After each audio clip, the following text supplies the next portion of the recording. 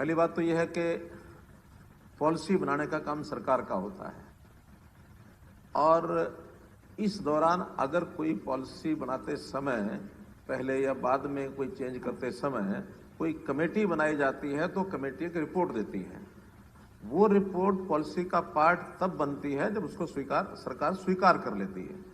कई बार reports committee की होती है और सरकार रिजेक्ट भी कर देती है, लेकिन उसमें से एक पार्ट भी स्वीकार किया जा सकता है, पूरी भी स्वीकार की जा सकती है। ये सरकार का एक प्रेरोगेटिव है, ये आप लोग भी सरकार चलाते रहें, एक बात।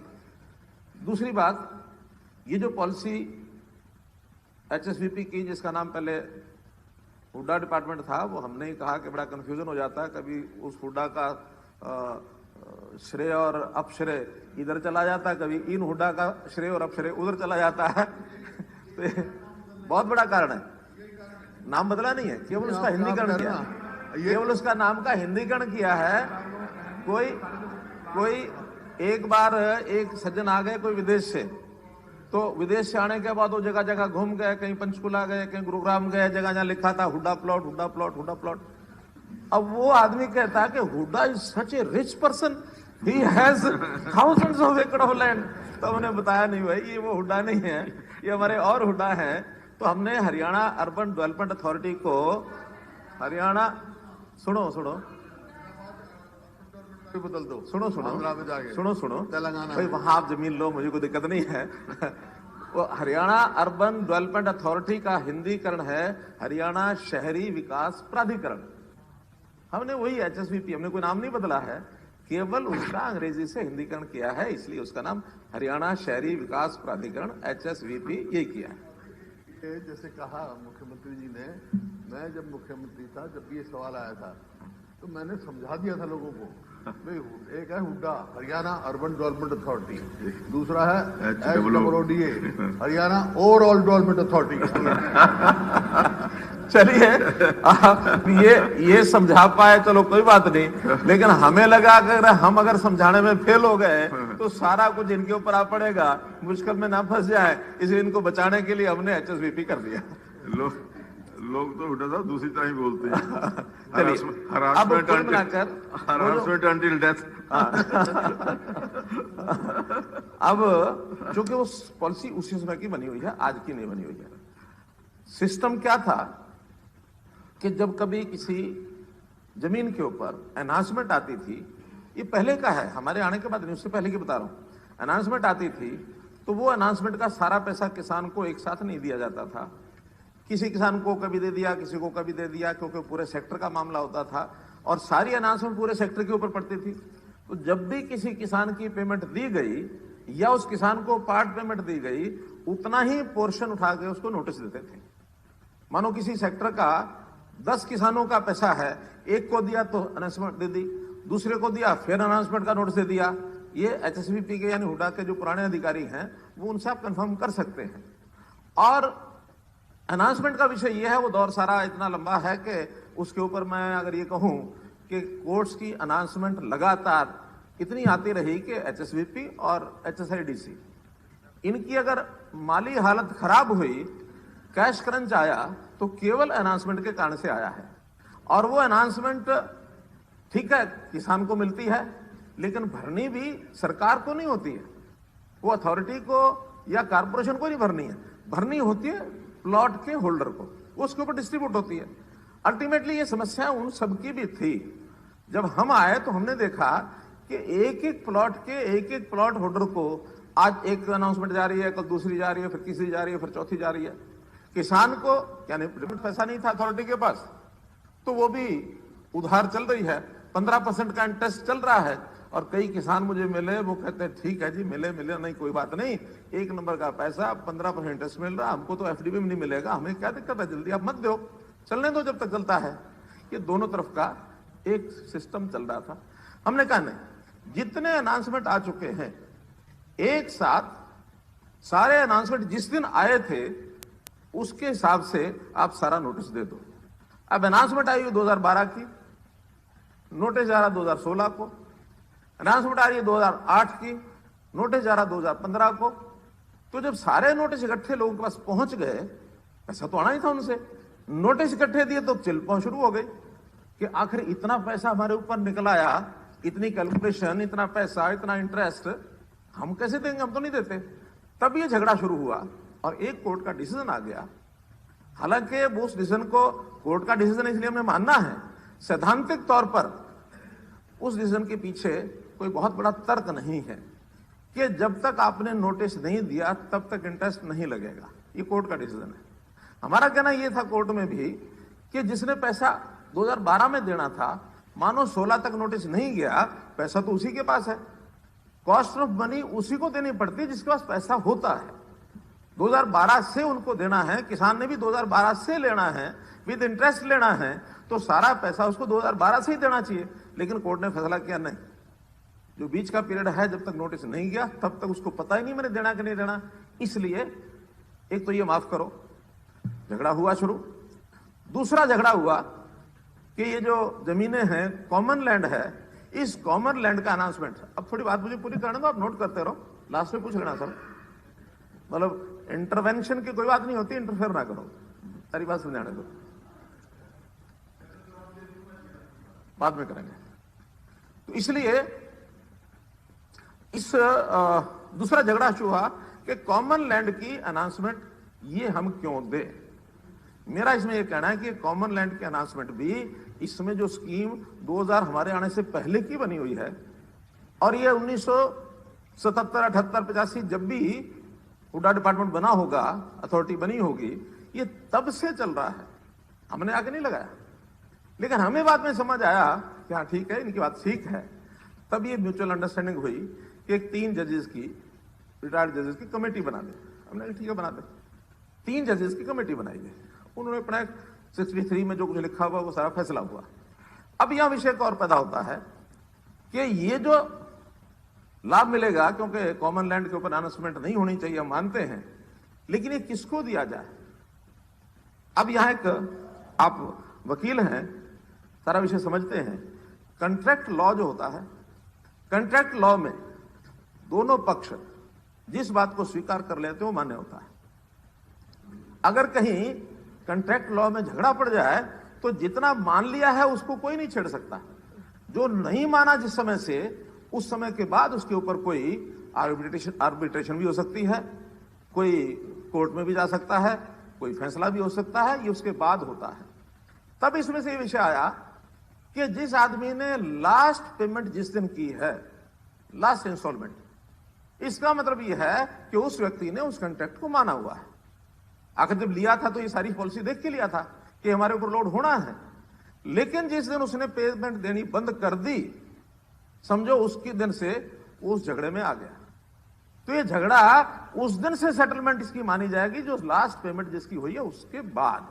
लास्ट तक तो he is following the terms and conditions of the contract law. इसलिए ये जो विषय आ रहा है कि पहले के लोगों क्यों नहीं, जिन्होंने पेमेंट कर दी, जिन्होंने पेमेंट कर दी है उन्होंने वो टर्म्स एंड कंडीशंस मान के की हैं। और यदि एक हाइपोथेटिकल बात मैं कहता हूं कि अगर किसी डेट से पहले हम उनको पिछलों को भी देना शुरू कर दें तो ये कब तक चला जाएगा, कोई लिमिट है? ये 1977 तक चला जाएगा। कब बननी थी एचएसबीपी यानी हुडा? 68 में। कब? जब से अलॉटमेंट शुरू हुई, चलो तब तक चला जाएगा, तब तक चला जाएगा। और अगर तब तक गया तो पता नहीं उस अथॉरिटी का क्या बनेगा, बचेगी कि नहीं बचेगी। और उसके घाटे पूरे करने के लिए जैसे उदय स्कीम में 27,000 करोड़ हमको देना पड़ा, फिर इस एचएसबीपी को भी, अभी तो उसके सारे पैसे अनाउंसमेंट के उतरे भी नहीं हैं, इससे ज्यादा और पड़ जाते हैं। इसलिए उस कॉन्ट्रैक्ट लॉ के नियम के हिसाब से कि जब तक पेमेंट कर दी है उसने, लास्ट पेमेंट, उससे पहले उस पर लागू नहीं होगी, ये उसके बाद होगी। तीसरा, हमने कमेटी बनाई है। कमेटी से बनाने से पहले भी ये झगड़ा ध्यान में आ गया था, क्योंकि हम लोग बहुत सी स्कीमें ला रहे हैं कि मामला सेटलमेंट की तरफ लेके जाओ। अनाउंसमेंट बहुत ज्यादा हो गई है, झगड़ा मच गया, इंटरेस्ट देंगे नहीं देंगे, ये करेंगे वो करेंगे। हम एक सेटलमेंट स्कीम लाए। And scheme is always a scheme, scheme is not the policy.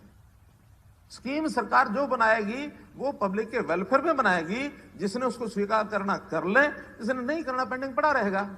हम एक स्कीम लाए लमसम, फर्स्ट जो स्कीम है वन टाइम सेटलमेंट स्कीम, कि जो आज की डेट में आपका बैलेंस है अमाउंट 40% खत्म करो, 60% जमा कराओ, कोई हिसाब किताब नहीं, जाओ बैलेंस निल।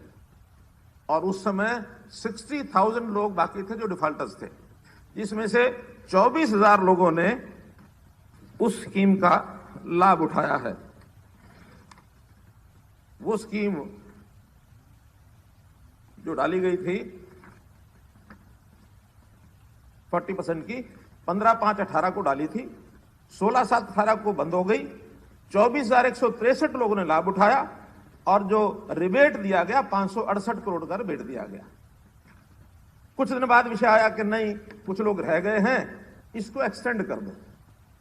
उसी समय ही आ गया जब 2 महीने खत्म हुए 16/7/18 को, फिर विचार विमर्श किया, 1-1.5 महीना उसमें निकल गया निर्णय करने में। ठीक है, इसको एक दूसरी स्कीम के नाते लाओ जिसका नाम होगा last and final settlement scheme, लेकिन 40% में नहीं लाओ, थोड़ा रिबेट कम करो, वरना वो लोग कहेंगे कि हमने 40% 2 महीने पहले दिया था। फिर ये स्कीम आई 37.5% की। 37.5% की स्कीम ये भी 1/11 को शुरू हुई, 1 महीने के लिए 30/11 तक चलाई, और इसमें 4,027 लोग फिर आ गए और उनको भी रिबेट 93 करोड़ रुपए का रिबेट दिया। तो ऐसे कुल मिला के 24 और 4 28,000 लोगों ने स्कीम का लाभ उठाया। 32,000 में से अगले 1.5-2 साल जब तक अब स्कीम नहीं आई, एक 15-16,000 लोग और हो सकता है उनका थोड़ा थोड़ा अमाउंट हो, लगा गया पता नहीं स्कीम आएगी कि नहीं आएगी, उन्होंने पूरा जितना बाकी था बकाया विदाउट टेकिंग एनी रिबेट उन्होंने पैसा जमा करा दिया। इसके बाद भी आज की डेट में लगभग 15,000 लोग ऐसे थे जिन्होंने कहा कि नहीं, हमारा कोई ना कोई सेटलमेंट करें। हमने कहा सेटलमेंट ये है कि पहले 37.5% किया था, थोड़ा और कम रिबेट करके एक स्कीम और निकाल देते हैं। कि नहीं, हमारी तो एक्चुअल कैलकुलेशन होनी चाहिए। जब ये एक्चुअल कैलकुलेशन की बात आई, इसके बाद फिर कमेटी बनी, और कमेटी बनने के बाद चूंकि उस 63 का अगर आप उठाते हैं सेक्शन का, एक इतने कॉम्प्लिकेटेड चीजें हैं जिसका हिसाब किताब लगाने के लिए हर व्यक्ति अपने अपने हिसाब से उसका मतलब निकालने लग गया।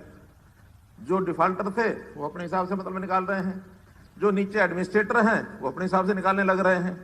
ये विषय इसलिए फंसा कि जो आप कह रहे हैं कि पिछले लोगों को क्यों नहीं दिया, अगर हम पिछले लोगों को देना शुरू करते हैं तो सरकार किसी को 10 लाख दे, किसी को 20 लाख दे, किसी को 5 लाख दे। और आपको पता है कि कोई स्कीम जब आती है उसी समय से शुरू होती है, उससे पहले से शुरू नहीं होती। तब ये 1/4/15 इसकी डेट तय की गई। 1/4/15 से पहले इसका कोई लाभ नहीं मिलेगा, 1/4/15 के बाद इसका लाभ मिलेगा, और बाद में भी जिस दिन तक लास्ट पेमेंट उसने जमा कराई उससे पहले नहीं, उसके बाद मिलेगा। तब ये सारा एक कंप्यूटराइज सिस्टम बनाया और बनने में समय लगा है। जो मार्च 2020 को जब कहा था, स्टेटमेंट दी थी कि हाँ इसको हम मार्च 20 में लाएंगे, आपको मार्च 20 के बाद का पता है। मार्च 20 के बाद साल भर हमारा कैसा बीता है, यानी उसमें कोई ऑफिस भी बैठा नहीं है काम करने वाला व्यक्ति, सारा पैरालाइज हो गया सिस्टम 6-8 महीने तक। जब 6-8 महीने तक पैरालाइज रहा है तो उस सिस्टम को हम लागू कर पाएंगे। ये तो जैसे बाकियों को मैंने 0 पीरियड दिया है, तो आखिर ऑफिस भी बंद हो गए थे। हमने ही कहा था कि ऑफिस आना बंद करो, अपने घर से बैठ के काम करो। उस डिले को डिले नहीं मानना चाहिए।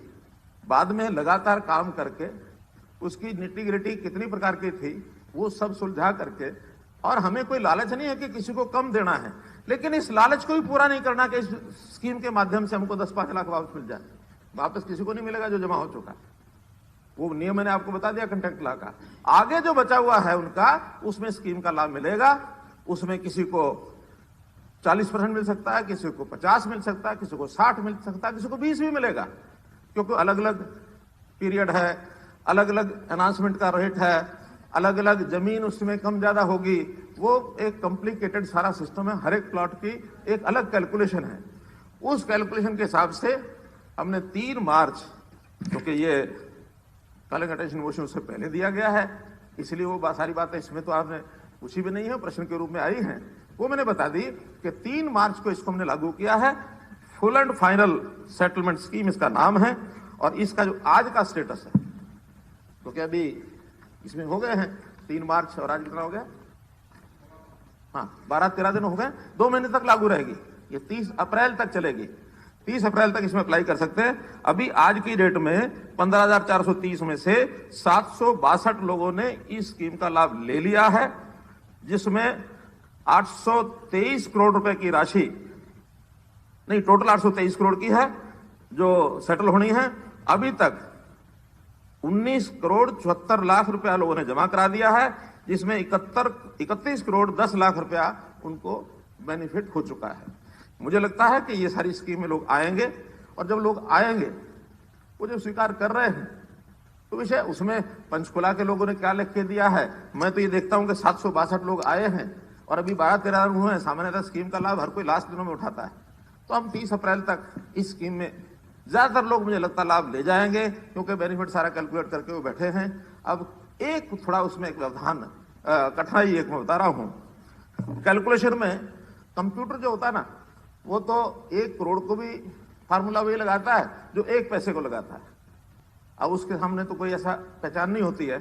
एक उसमें छोटा सा एक विषय ध्यान में आया है कि कुछ लोगों की जो बैलेंस था, लास्ट बैलेंस, वो 10 रुपए, 20 रुपए, 50-100 रुपए कैलकुलेशन में अंतर आ जाता है। वो हमने कहा कि भी 150 रुपए का अंतर नहीं, उसको डिस्पोज ऑफ कर दो, खत्म कर दो। उसके कारण से कईयों को 1-2 लाख रुपया लाभ होने वाला जो है वो अभी कंप्यूटर नहीं दिखा रहा है। हमने तय किया है, हमारे जो IT के लोग देख रहे हैं, हमने कहा तुरंत इसका कोई निदान करें। कम से कम 50-100 रुपए के कारण उसका 1-2 लाख रुपए का नुकसान ये नहीं होने देंगे, और इसमें 4-5 करोड़ रुपए का लाभ उन लोगों को और मिलने वाला है जो से 500-600 लोग ऐसे हैं। लेकिन वो ठीक से हिसाब लगा के कैलकुलेट करके, और कोई रिबेट जो उनको देना होगा वो सेशन के बाद मैं स्वयं उसमें देख लूंगा, क्योंकि इस पॉलिसी में स्वयं मैं कई बार मीटिंग कर चुका हूं।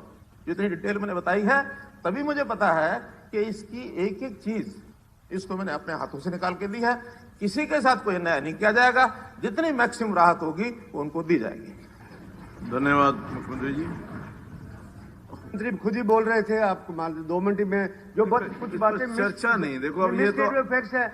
मैं कहता हूं, मैं एक लाइन पढ़ूंगा सिर्फ आखिर में। इन्होंने कहा आपका कानून कहता है रेगुलेशन 10(1) कि उसमें प्रिंसिपल क्या ट्रीट होगा।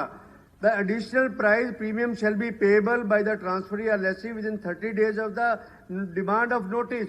तो आपने कहते कि आपने 5 साल नोटिस दिया, 7 साल नोटिस नहीं दिया, और कॉन्ट्रैक्ट की बात क्या है कि अलॉटी तो पुअर है, अलॉटी तो इकोनॉमिक ड्यूरेस में है, अलॉटी का प्लॉट कैंसिल कर दोगे, उसके खिलाफ रिकवरी कर दोगे, वो तो बेचारा साइन करेगा, सब कुछ करेगा, it's economic duress otherwise also. और ये जो आपकी ज्यादा इस 10(1) को बदलिए, इसमें लिखिए कि जो प्रिंसिपल अमाउंट होगा जिस दिन आप नोटिस देंगे उस दिन का इंटरेस्ट भी कैलकुलेट होगा। ये सेक्शन नहीं कहता इस बात के लिए, ये सिर्फ प्रिंसिपल के लिए कहता है, और प्रिंसिपल आपने टाइम में मांगा नहीं, और इस वजह से आगे से इंटरेस्ट देगा, शुरू में इंटरेस्ट नहीं देना पड़ेगा। देखिए, ये चीज जो कोई हमने बनाई नहीं है। मुझे ये बता दीजिए कि आखिर नोटिस 2000, हम तो 2014 के अक्टूबर में आए हैं, 2014 के अक्टूबर से पहले कितनी अनाउंसमेंट कोर्ट्स की आई हुई हैं। अगर आपके पास तो घर नहीं होंगी, डिपार्टमेंट के पास होगी, मैं डिपार्टमेंट से निकाल के आपको दे दूंगा कि आखिर उससे पहले के नोटिस क्यों नहीं दिए गए, उसके पीछे क्या कहानी है। 5-5 साल, 3-3 साल, 4-4 साल आपके टाइम के भी हैं, क्योंकि ये अनाउंसमेंट 2000 ज्यादा इसका जो फ्लक्स है वो 2009-10 के बाद आना शुरू हुआ है। तो जो 9-10 के बाद भी आना शुरू हुआ है उसका नोटिस तुरंत जैसे अनाउंसमेंट आया तुरंत जाना चाहिए। वो जब नहीं चल रहा था तो डिपार्टमेंट उसी लेथार्जी में चलता रहा। हमें तो जाकर के 2017 में जब ध्यान में आया तब उनको कहा कि एक साथ सबको नोटिस निकालो, चाहे वो पैसा उसके पास है नहीं है। हमने तो यहां तक प्रावधान कराया कि आपके पास पैसे नहीं है, हम आपको बैंक से लेके देंगे, आपका प्लॉट बैंक को हाइपोथिकेट हो जाएगा, जो किस्त आपने हमें देनी है उठा के बैंक को दे देना। हमने रास्ते निकालने के लिए बहुत प्रयत्न किए हैं, और जो चीज पीछे से चली आ रही है, अब वो कहानी जरा अच्छी नहीं है, वरना मैं सुना देता। धन्यवाद धन्यवाद मुख्यमंत्री जी। माननीय सदस्यगण, अब वर्ष 2021-22 के लिए बजट ये कॉल अटेंशन मोशन में आपका नाम नहीं है राम कुमार जी।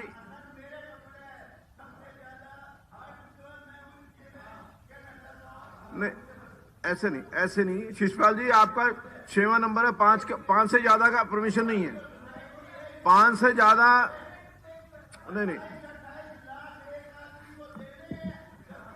हो गया। धन्यवाद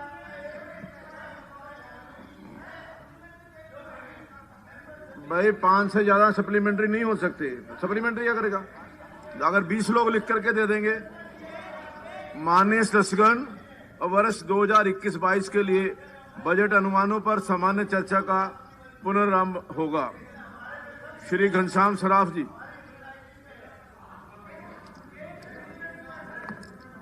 हो गया।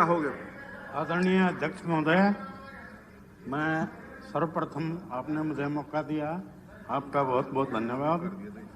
हमारे माननीय मुख्यमंत्री जी और हमारे वित्त मंत्री और भी मैं यही इसके हैं। बाद आपका मैं और इनका मुझे पता नहीं था, मुझे आपका धन्यवाद करना चाहता हूँ कि इन्होंने नहीं, नाम तो है इसके। बजट में कोरोना काल के चलते हुए भी तो हरियाणा विधानसभा के बजट सत्र का 7वां दिन और इस बजट सत्र की ये सीधी कार्यवाही आप फिलहाल देख रहे थे, लेकिन इस बीच एक बड़ी खबर आप